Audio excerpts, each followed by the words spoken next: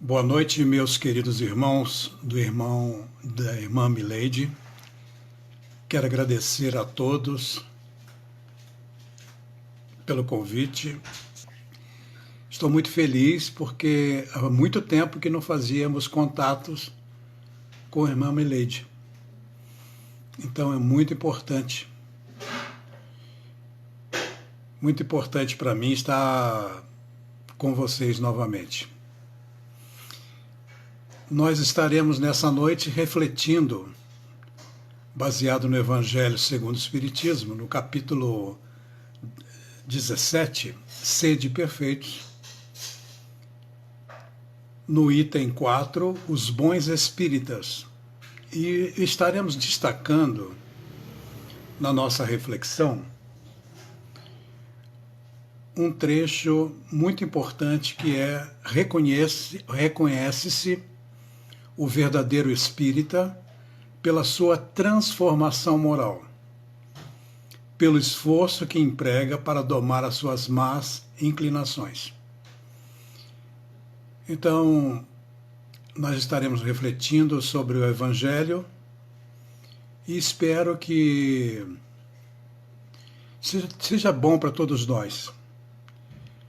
Vamos iniciar com uma prece, como sempre fazemos, rogando a Jesus, nosso Mestre, nosso Senhor, que nos ampare, que permita que os bons espíritos, sobretudo os espíritos responsáveis pelas tarefas espirituais do Núcleo de Estudos Espíritas Irmã Mileide, que esses bons espíritos possam estar nos amparando, nos inspirando, para que possamos tirar o melhor proveito dessa reflexão. Rogo a todos os bons espíritos que estejam em nossos lares, protegendo os nossos lares, higienizando os nossos lares, oferecendo em cada cantinho, em cada objeto, em cada cômodo, as energias e os fluidos benéficos, para que possamos sentir a presença espiritual de Jesus no nosso lar. E assim, queridos irmãos, nós passamos então a refletir sobre reconhece-se o verdadeiro espírita pela sua transformação moral e pelo esforço que emprega para domar as suas más inclinações. Bem, eu gostaria de deixar bem claro que eu não faço das minhas palestras uma oportunidade para mim dar lição de moral a quem quer que seja. Absolutamente. O Evangelho está sempre nos alertando. O Evangelho é esse bom amigo que está sempre nos alertando a respeito do nosso orgulho, do nosso egoísmo, que é o foco principal dos ensinamentos de Jesus. E não poderia deixar de ser o foco principal dos espíritos superiores. E também do Senhor Allan Kardec em todas as suas obras. O combate ao orgulho e ao egoísmo, que eles consideram as grandes chagas da humanidade. Mas eu não estou aqui hoje para falar da humanidade. Eu estou para falar de nós outros, indivíduos. Nós que somos filhos de Deus, criados pelo grande arquiteto do universo, o criador de todas as coisas, a causa primária de todas as coisas, a inteligência suprema, que nos criou para o aperfeiçoamento moral e para a felicidade. Entretanto, o aperfeiçoamento moral e a felicidade é uma conquista de cada um das criaturas. Nós somos os arquitetos dos nossos destinos. Somos os artífices da nossa felicidade. Então a nossa reflexão, ela está orientada, pontuada pelo reconhecimento de que precisamos fazer bom uso do nosso livre-arbítrio. Somos livres para escolher. Temos a autonomia. Não é necessário que ninguém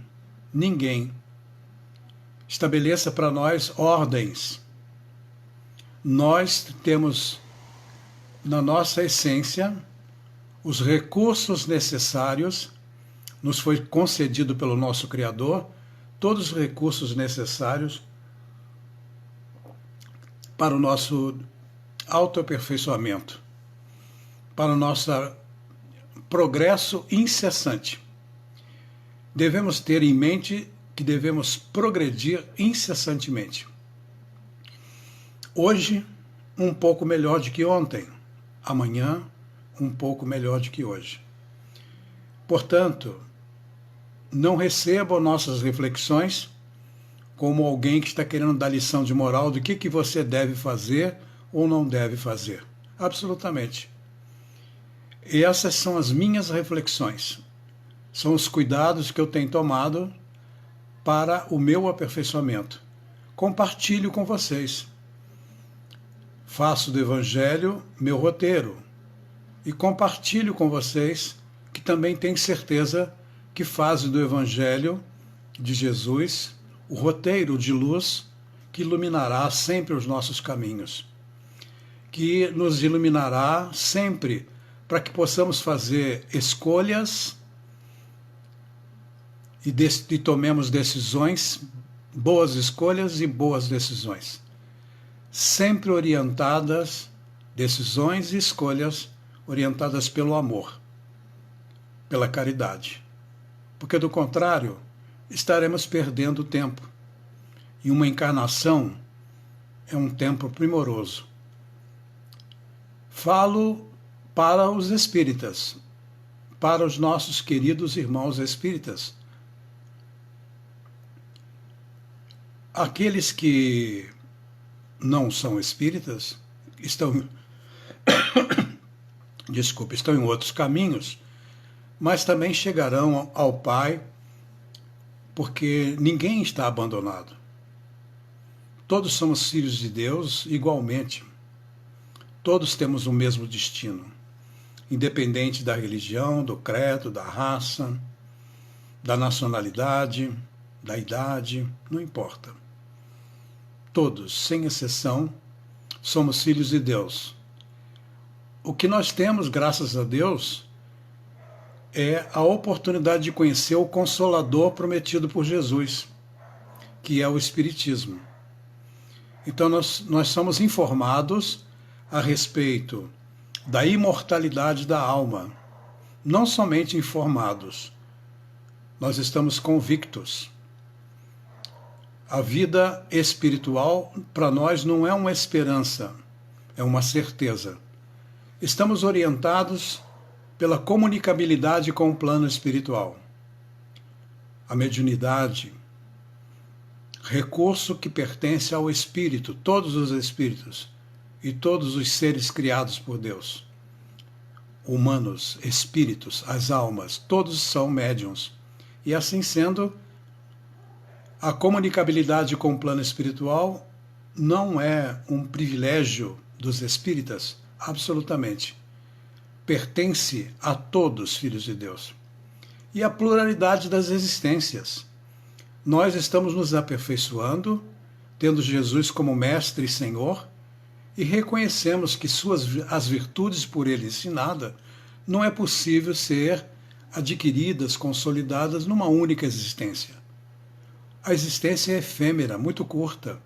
A existência que vai do ventre materno ao túmulo passa muito rápido, qualquer que seja o tempo. 10, 20, 30, 100 anos, é muito assim para assimilar totalmente os ensinamentos de Jesus. Então, a pluralidade das existências nos consola e, ao mesmo tempo, nos responsabiliza para que possamos dioturnamente estar nos aperfeiçoando. A pluralidade dos mundos habitados. Isso também é uma informação trazida pelo Consolador prometido por Jesus, extremamente importante, porque a característica do nosso orbe, o nosso bendito planeta Terra, é um planeta que trata-se de uma escola de primeiro grau. Os espíritos aqui matriculados nessa escola espiritual são aprendizes do amor, todos nós. E muitas vezes ela se transforma num hospital-escola, como agora nós estamos vendo que é um grande hospital-escola. Então nós estamos aprendizes do amor. Ninguém está abandonado. E, finalmente, a certeza de que somos almas, espíritos imortais, que prosseguiremos. Com toda essa bagagem, com toda essa bênção trazida pelo Consolador prometido por Jesus, que é o Espiritismo, nós podemos entender, e eu começo refletindo sobre uma assertiva de Leon Denis, que é muito interessante. Leon Denis, o grande filósofo espírita contemporâneo de Allan Kardec, que escreveu uma frase, um conceito lapidar que eu quero compartilhar com vocês. Diz Leon Denis: tende como templo o universo. Tende como templo o universo. Como altar, a consciência. Como lei, a caridade. Por imagem, Deus. E por religião, o amor. Repetindo, Leon Denis. Tende como templo o universo. Como altar, a consciência. Como lei, a caridade. Por imagem, Deus. E por religião, o amor. Portanto, meus queridos, o nosso templo é o universo. Onde nós estivermos, nós estaremos em conexão com o nosso Criador. O altar, que é a nossa consciência, nós precisamos ter consciência tranquila. E hoje nós falaremos um pouco sobre isso. Consciência tranquila. Será que eu estou fazendo o meu melhor? Será que eu estou, ao final do dia, fazendo uma reflexão, como recomenda Santo Agostinho, no Livro dos Espíritos, verificando se eu fiz todo o bem que podia no dia de hoje? Se eu aproveitei as circunstâncias, as situações, para progredir? Desculpa, eu estou um pouco gripado. Será que eu estou aproveitando todas as circunstâncias, os acontecimentos para progredir moralmente? E por lei, a caridade. E aqui nós queremos ressaltar a pergunta 886 do Livro dos Espíritos, quando Kardec pergunta aos espíritos como entender a caridade tal qual Jesus a entendia. E os espíritos responderam de uma forma muito objetiva essa indagação: como entender a caridade tal qual Jesus a entendia. Se a gente deve ter por lei a caridade, é muito importante entender a caridade tal qual Jesus a entendia. E a resposta é maravilhosa. A resposta é benevolência para com todos, indulgência com as imperfeições alheias e perdão das ofensas. Portanto, meus queridos, a caridade tal qual Jesus a entendia é benevolência para com todos, indulgência com as imperfeições alheias e perdão das ofensas. Isso fica bem claro para nós o quanto nós precisamos nos esforçar. E é exatamente por isso que o Espírito, nesse item 4 do Evangelho segundo o Espiritismo, o Espírito, o bem-aventurado Espírito, ele traduz para nós exatamente aquilo que devemos considerar para que a gente possa praticar a caridade. É um esforço moral para domar as nossas más inclinações. Porque nós, espíritos imperfeitos que somos, temos muita dificuldade de sermos benevolentes, indulgentes e perdoar.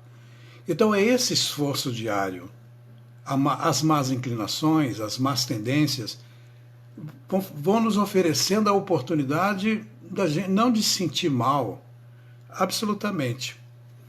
Porque nós já somos espíritos, filhos de Deus. Isso já é maravilhoso.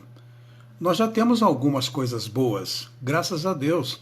Jesus cuida da gente há milênios. Nós já aprendemos bastante coisa e já conseguimos praticar algumas coisas. Entretanto, temos o dever de nos esforçarmos para que a gente possa realmente progredir incessantemente. Esse capítulo 17, Sede Perfeitos, está registrado em Mateus, no capítulo 5, que é o Sermão das Bem-aventuranças, nos versículos 44, 46 e 48, que Jesus diz o seguinte: Amai vossos inimigos, fazei o bem aos que vos odeiam, orai por aqueles que vos perseguem e caluniam. Fica evidente aí, né? A benevolência para com todos, a indulgência com as imperfeições alheias e o perdão das ofensas. Agora, Jesus chama atenção para uma coisa extremamente importante. Porque se somente amardes o que vos amam, que recompensa tereis disso? Não faz assim também os publicanos? Se unicamente saudardes vossos irmãos, que fazei com isso mais do que os outros? Não faz o mesmo os pagãos? Aí vem o grande convite, que ao mesmo tempo é desafio, é aquilo que justifica a nossa existência pelo nosso Criador, que quer que a gente desenvolva-se permanentemente. Jesus disse: Sede, pois, vós outros perfeitos, como perfeito é o vosso Pai Celestial. É claro que Jesus está aí a nos convidar para a perfeição. Ele já tinha falado de todas as bem-aventuranças.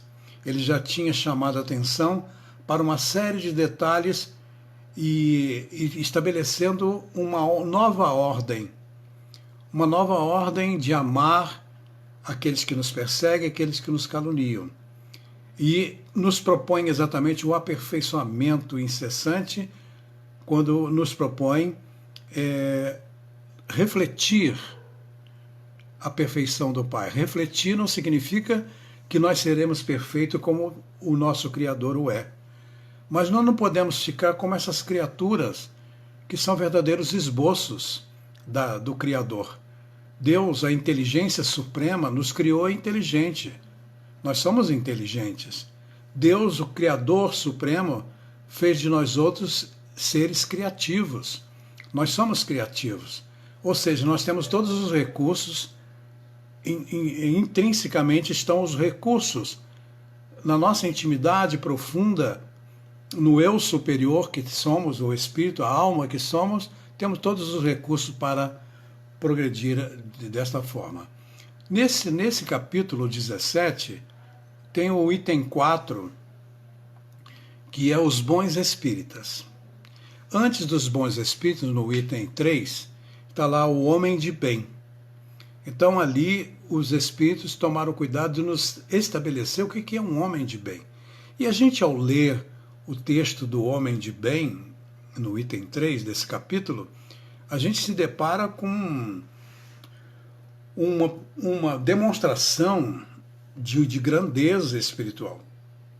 Aí a gente logo diz: poxa, eu não tenho condições.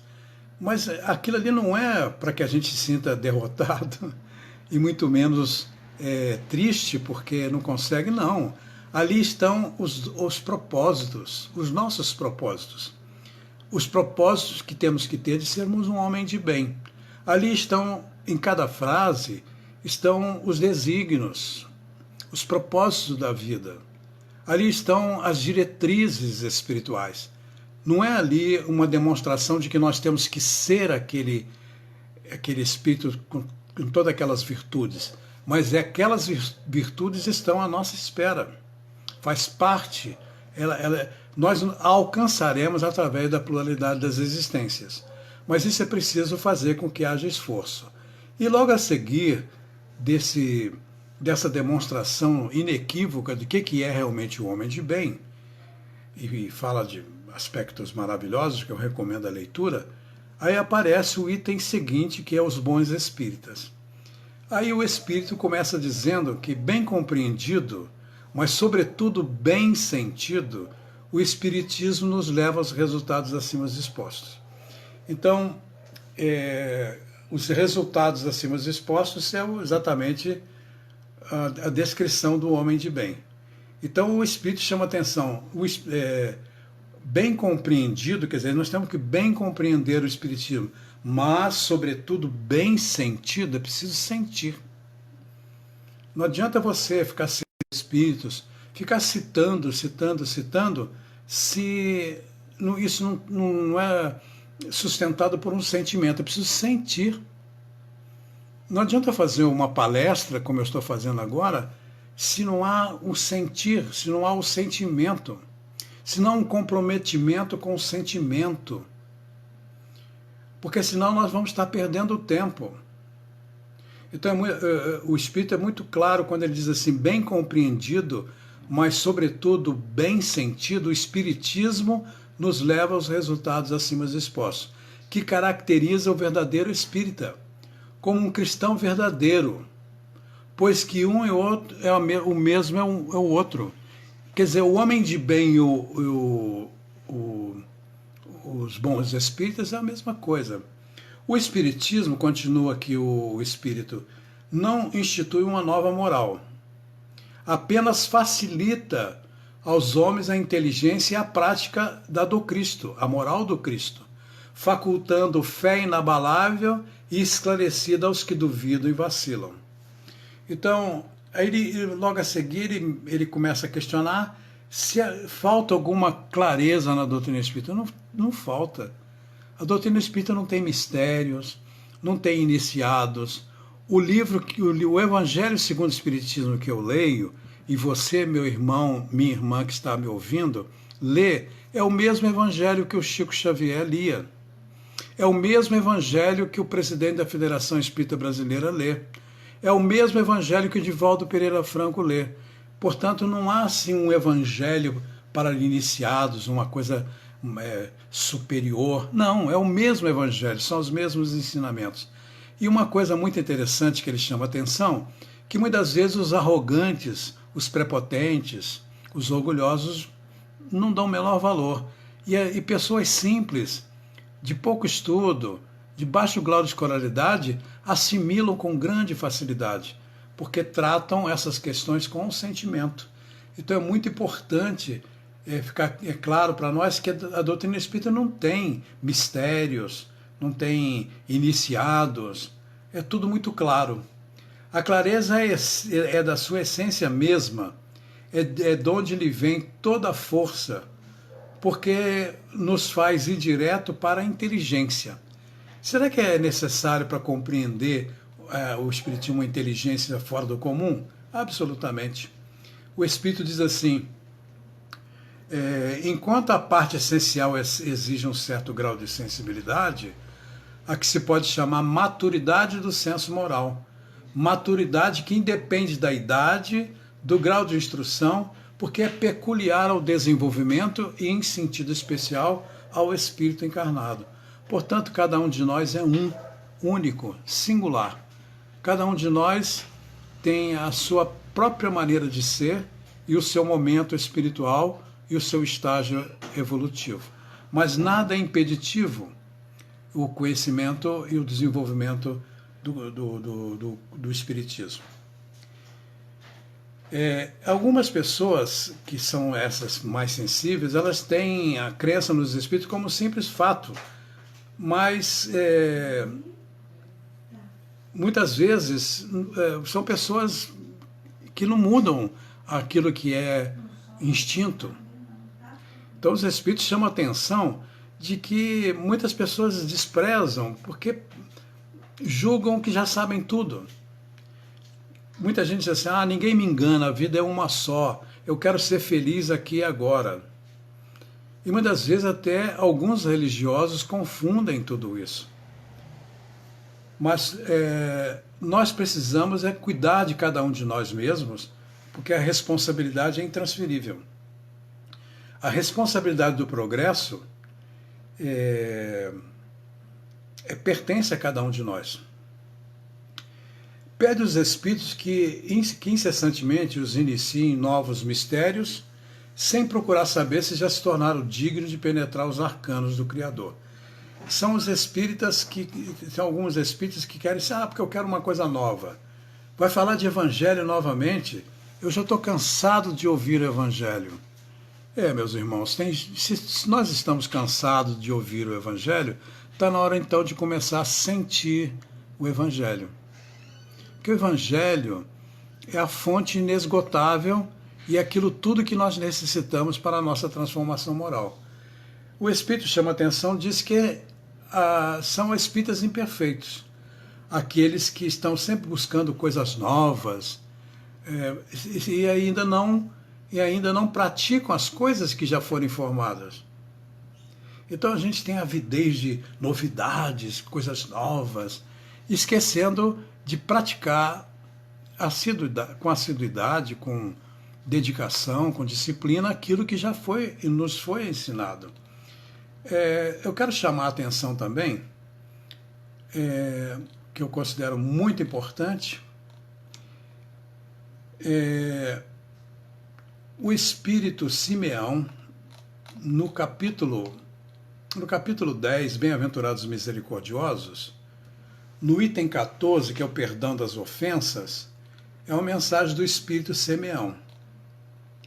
Então, Simeão trata da questão do perdão de uma forma brilhante. Vale a pena a gente buscar no item 14 do capítulo 10, perdão das ofensas. Simeão chama atenção àquilo que Jesus quis refletir sobre o perdão incessante. E ele chama atenção aqui, que eu quero compartilhar com vocês, que ele chama atenção para esse capítulo, Bem-aventurados misericordiosos. Então, Simeão chama atenção de uma coisa que eu acho extraordinária. Vocês poderão depois consultar. Diz assim: Espíritas, jamais vos esqueçais de que, tanto por palavra como por atos, o perdão das injúrias não deve ser um termo vão. Pois vós que dizeis espíritas, sede-o. Gente, olha que responsabilidade. O Espírito está dizendo assim: vós que dizeis espíritas, sede-os. Então, quando nós dizemos que somos espíritas, sede-o. Mas eu sou imperfeito. Isso não tira a responsabilidade de sermos espíritas. Porque eu sou um espírito ainda em estágio imaturo. Está na hora de começar a amadurecer. Porque eu sou espírita, mas não sou espírita de carteirinha. Eu não estou dizendo que tem que ser espírita de carteirinha, mas está na hora de assumir responsabilidade. Porque tem uma assertiva de Jesus que a gente não pode esquecer, que é: a quem muito é dado, muito será solicitado. Então, Simeão chama atenção nesse item 14 do capítulo 10, pois vós que dizeis espíritas, sede-o. E no livro dos médiuns, no capítulo 3 do método, Kardec transmite para nós como deve ser o nosso método de divulgar o Espiritismo, de estudar o Espiritismo, de propagar o Espiritismo. Esse capítulo é o capítulo 3 do livro dos médiuns, do método. Então, é muito importante lembrar que o termo Espiritismo não existia. Kardec criou a palavra Espiritismo para distinguir essa ciência de observação e de consequências morais que é o Espiritismo. Portanto, o termo Espiritismo foi criado para distinguir o que vem a ser espiritualista. Se nós dizemos Espiritismo, nós estamos falando do Consolador prometido por Jesus. Nós estamos falando desses 5 princípios básicos, já me referi: Deus, imortalidade da alma, comunicabilidade com o plano espiritual, pluralidade das existências, pluralidade de mundos habitados, e de maneira que a gente está o tempo todo sendo instruído pelo Consolador prometido por Jesus, que é o Espiritismo. E espírita também é uma palavra que foi criada por Kardec para distinguir aquele que é, vamos dizer assim, adepto desses preceitos.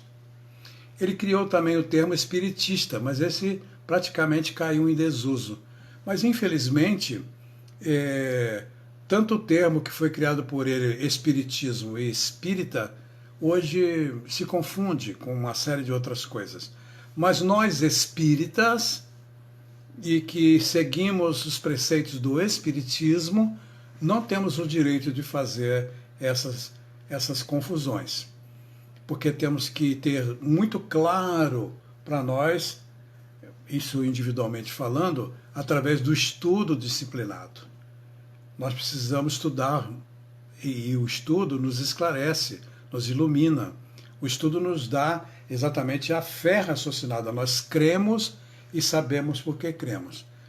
No item 28 do capítulo 3 do método, quando Kardec fala de como estudar, de como divulgar o Espiritismo, ele fala no item 28, entre os que convenceram por um estudo direto, pode destacar-se, primeiro, os que creem pura e simplesmente nas manifestações. Tem espírita que crê na manifestação. Para eles, o Espiritismo é apenas uma ciência de observação, uma série de fatos mais ou menos curiosos.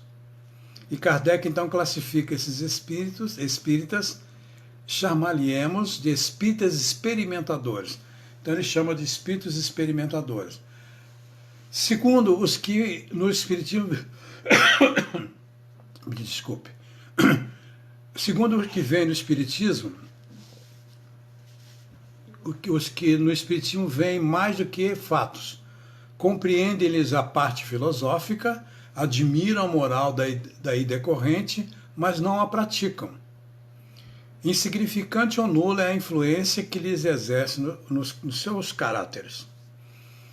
Em nada alteram os seus hábitos e não se privariam de um só gozo que fosse. O avarento continua a sê-lo, o orgulhoso conserva-se cheio de si, e o invejoso e ocioso sempre hostis. Considera a caridade cristã apenas uma bela máxima. São os espíritas imperfeitos.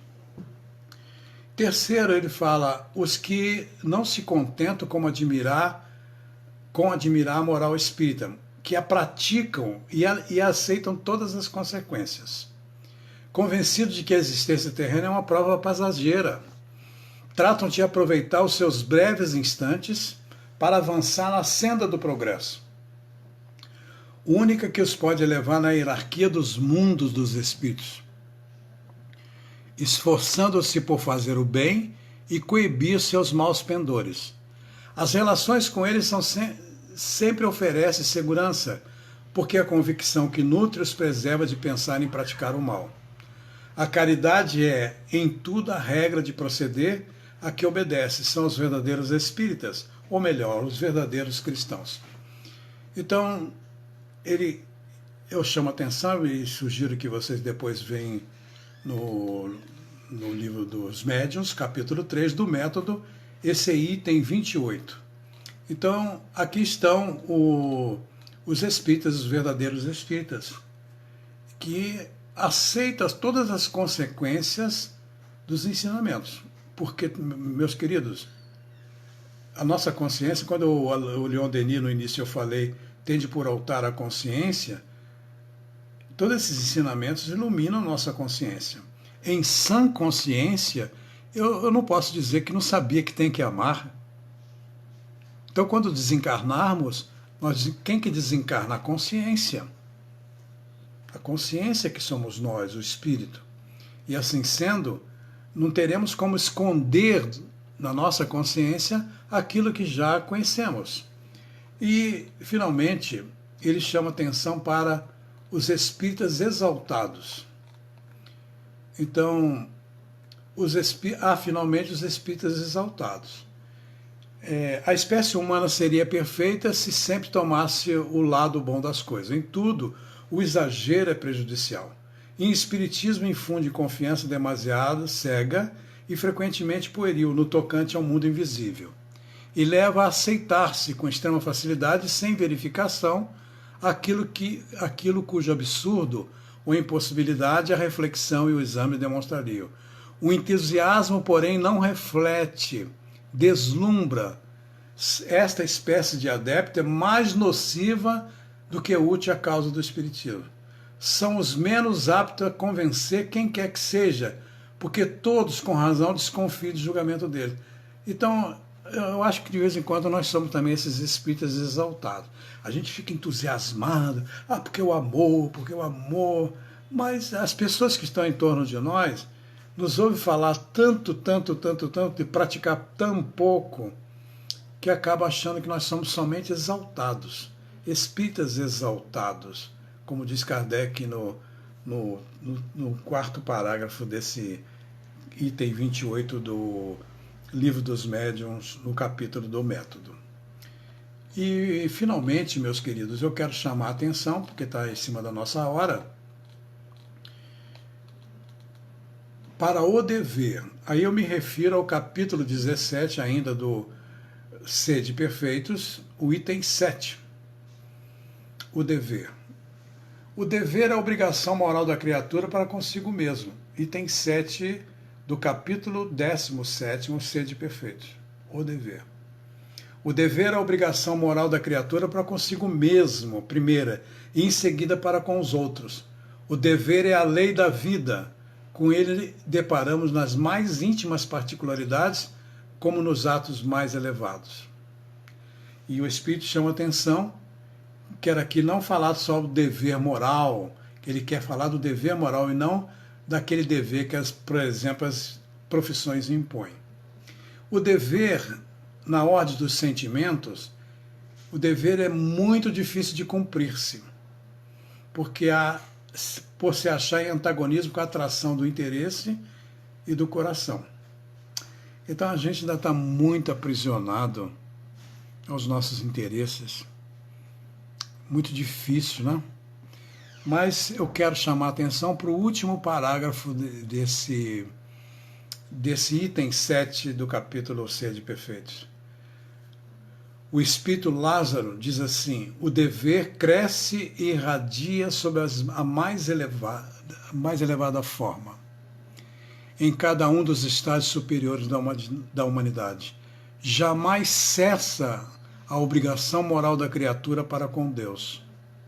Tem esta que refletir as virtudes do Eterno, que não aceita esboços imperfeitos, porque quer que a beleza de sua obra resplandeça em seus olhos, seus próprios olhos. Eu acho esse parágrafo maravilhoso. Lázaro diz que Deus não aceita esboços. Nós somos esboços. Deus nos criou para sermos espíritos felizes. E nós somos esboços de felicidade. Estão ainda lastimando, lamentando, queixando. O que eu fiz para merecer isso? Onde que está Deus que permite que isso aconteça? Então nós somos esboços. Esboços imperfeitos. E diz o Lázaro aqui, muito interessante ele dizer que o Eterno não aceita esboços imperfeitos, porque quer que a beleza de sua obra resplandeça em seus próprios olhos. Maravilhoso, não é? Então, meus queridos, nós temos que levar em consideração, se somos espíritas, sejamos espíritas. Se nos declaramos espíritas, tal qual Allan Kardec definiu no termo espírita, criou um termo para definir o que é o espírito, sejamos espíritas. Leon Denis, finalmente, recomendando-nos, né? Tende por templo o universo, como altar a consciência, como lei a caridade, por imagem Deus e por religião o amor. E que a gente possa compreender que seremos reconhecidos primeiro pela nossa própria consciência, se espírito que somos. Reconhece o verdadeiro espírito pela sua transformação moral. Quem que pode testemunhar a nossa transformação moral?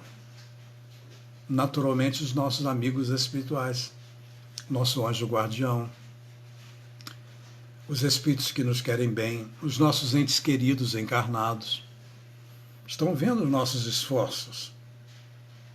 Quanto nós nos esforçamos para melhorar um pouquinho cada dia. Hoje um pouquinho melhor do que ontem. Amanhã um pouquinho melhor do que hoje. A natureza não dá saltos. Isso se faz necessário que a gente se reconheça. Se a gente reconhece o verdadeiro espírito pela sua transformação moral e pelo esforço que emprega para domar as suas más inclinações, a primeira coisa que temos que admitir são as nossas más inclinações. E somos espíritos imperfeitos. É preciso ter consciência disso. Por outro lado, nós já temos um lado luz. Nós somos filhos de Deus. Somos criaturas que ao longo de muitas encarnações viemos nos esforçando, nos iluminando. Graças a Deus, estamos aqui reunidos nessa noite em nome do bem, na busca do conhecimento espiritual. Isso já reflete um progresso. Graças a Deus estamos progredindo. Graças a Deus temos Jesus como Senhor e Mestre. Seus ensinamentos nos iluminam, nos educam. Jesus está nos educando há milênios, graças a Deus. Mas isso não deve ser motivo de parar. Ao contrário, isso deve ser alavanca para que a gente se esforce cada vez mais para o progresso incessante. Nascer, morrer, renascer. Progredir incessantemente. Tal é a lei.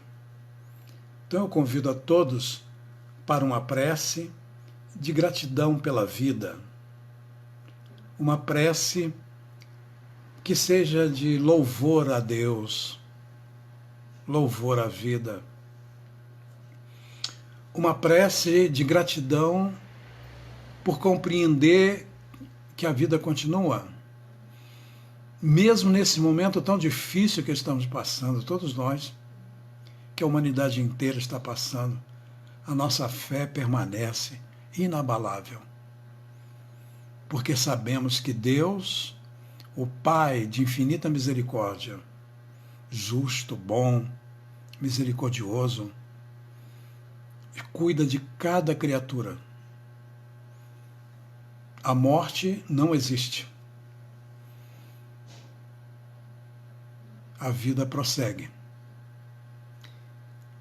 Rogamos aos bons espíritos que atuam em nome de Deus, em nome de Jesus, para que possa chegar essas vibrações, essas convicções, esses ensinamentos que nos libertam a todos os corações que estão sofrendo com a perda aí entre aspas, dos seus entes queridos. Que eles recebam a nossa solidariedade, a nossa certeza de que a vida continua, e rogamos a Jesus que abençoe a nossa humilde prece de espíritos ainda imperfeitos, mas que se esforçam para melhorar a cada dia. Que a nossa humilde prece, em se juntando com outras preces, possam chegar a todos que estão sofrendo muito nesse momento. Muita paz, e agradeço de coração aos nossos irmãos do irmão Mileide, da irmã Mileide, por essa oportunidade. Muito obrigado, meus queridos. Que Deus nos abençoe e prossigamos nos esforçando permanentemente para melhorarmos. Que assim seja. Muita paz para todos.